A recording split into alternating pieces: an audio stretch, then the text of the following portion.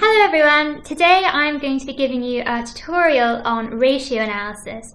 Ratio analysis is so important in my job as an investment analyst because it can help me try and figure out whether a company could be a good long-term investment.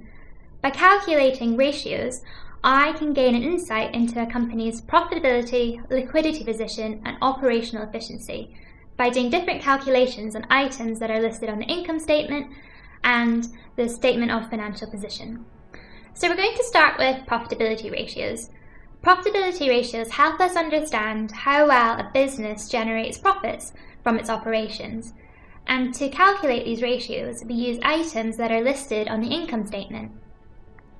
There are two key profitability ratios. The first one is the gross profit margin. It shows us how profitable a business is after taking account of the direct cost to produce its products. You can see the formula listed on the screen here. The gross profit margin equals gross profit divided by sales, which also equals sales minus cost of goods sold divided by sales. These cost of goods sold is just another way of saying what are the direct costs of producing your products. The second key profitability ratio is the end of year profit margin.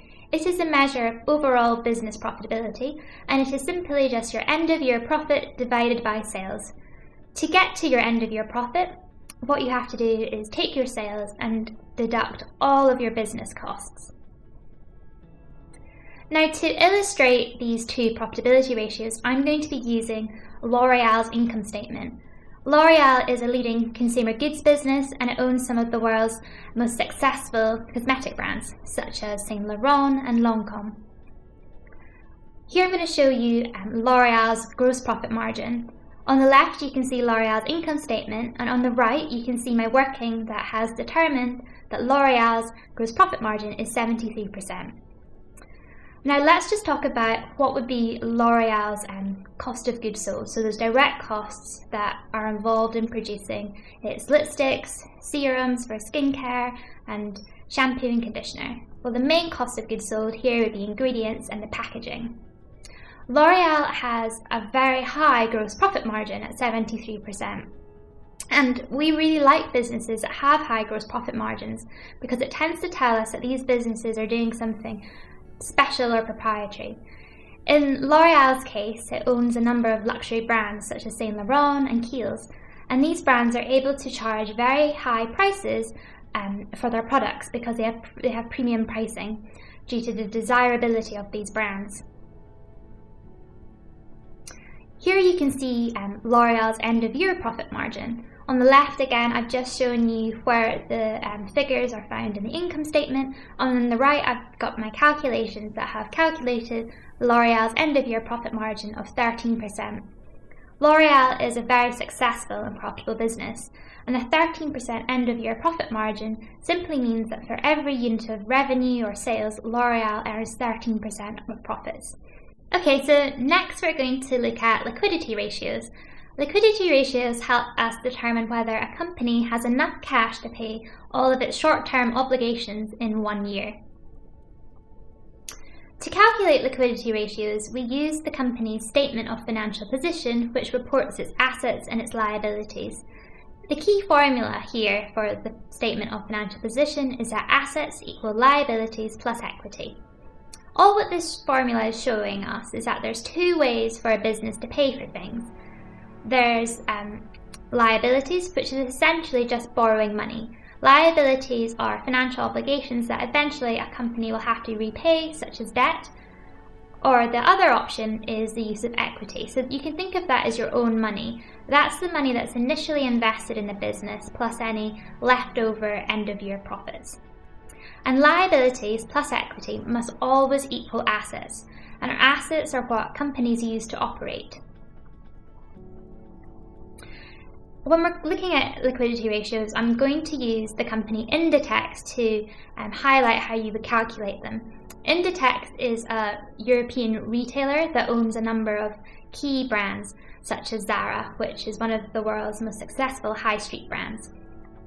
So let's start with the current ratio. The current ratio tells us how well a company can pay its short-term obligations with 1 year. It's a really simple formula. It's just your current assets divided by current liabilities. And essentially, you want this ratio to be greater than 1, because that means a company has enough current assets that can be reasonably liquidated into cash to pay all of its current liabilities within 1 year.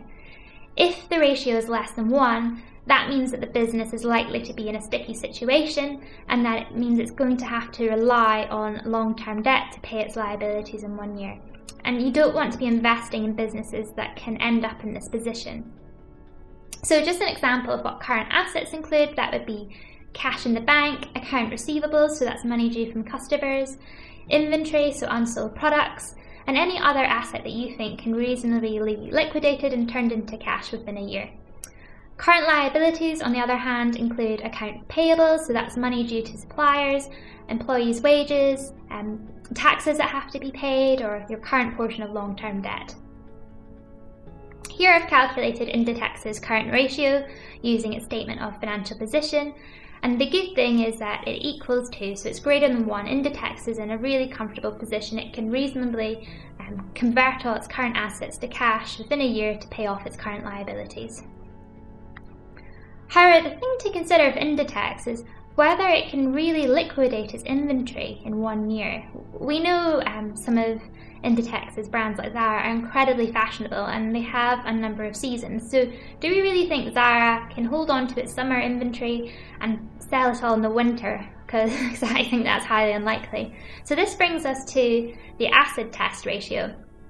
The acid test ratio does not include inventory. Instead, it just looks at those assets that can reasonably be converted into cash within 1 year. So you have cash plus marketable securities. So this could be investments that you're reasonably confident could be turned into cash, plus account receivables. And you divide that again by current liabilities. And again, we're wanting this ratio to be greater than 1, so we know that this business has a comfortable liquidity position.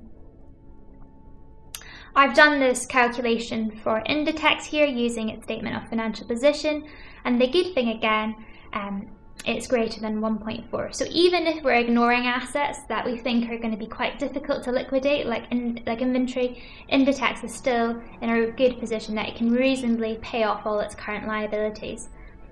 So finally, we're going to look at efficiency ratios. Efficiency ratios help us understand how good a business is at using its assets and its liabilities to generate income. We're going to use both the income statement and the statement of financial position to calculate these efficiency ratios. The first one is the inventory turnover ratio. The inventory turnover ratio calculates the number of times a company sells and replaces its stock over the course of the year. It measures how good a company is at managing its inventory efficiently and can provide an insight into sales at the business. Ideally, we want a really high number here because that suggests that goods are selling fast, whilst a low inventory turnover ratio could suggest that sales are weak and there may be excess inventory.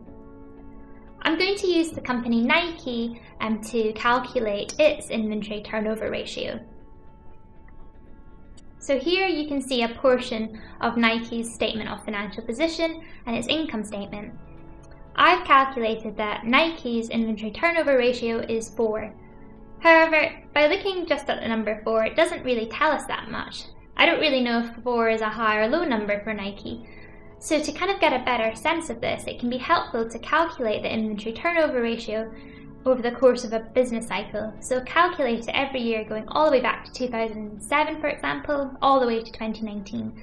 And that can help us spot trends and understand whether Nike is selling its stock faster or slower today. The final efficiency ratio I want to touch upon is return on equity. Return on equity equals end of year profit divided by equity. And it measures how effectively the company is using its equity. And so that's its net assets, which is assets minus liabilities, to generate profits for its shareholders. And as you might remember, the shareholders are the ones who own the equity. However, return on equity can be manipulated by debt, and I'm going to show you this with an example by looking at how you could purchase a house. So in example 1, you're going to use cash to purchase a house. So you're going to use £200,000 in cash to purchase this home. You've decided you're also going to rent it out, and you're going to receive around about £10,000 per annum after renting it out and subtracting all of your costs. Here you'll make a return on equity ratio of 5%, so it's not a very high return number. In example 2, however, you're no longer just going to use cash to purchase this house. Instead, you're going to pay a deposit of £20,000, but you're then going to get a mortgage, i.e. take out debt for the remaining £180,000. You're going to have to pay back this mortgage, so your costs are going to increase. So now you only expect to earn £5,000 per annum. Here, your return on equity ratio now equals 25%. It's increased by a factor of 5, which is huge, but is your setup that more efficient? No, it's not, because if you look at your net income, the income you're receiving from your tenants after subtracting all your costs has decreased by 50%. You're now only earning £5,000 per annum, whilst in example 2, you're earning £10,000 per annum. What's changed is your risk profile. Instead of using cash to pay for your house, you've decided to take out a mortgage.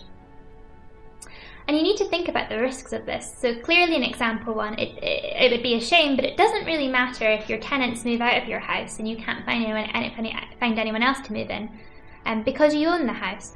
Whilst in example 2, you're still on hook for those mortgage payments. This sort of example also applies for companies. Companies can rely on debt to fund their operations, or they can use their internally generated cash to fund their operations. And ideally, you would rather invest in a business that relies on cash because it's not on the hook for paying back its debt repayments. So that's the end of my video on ratio analysis.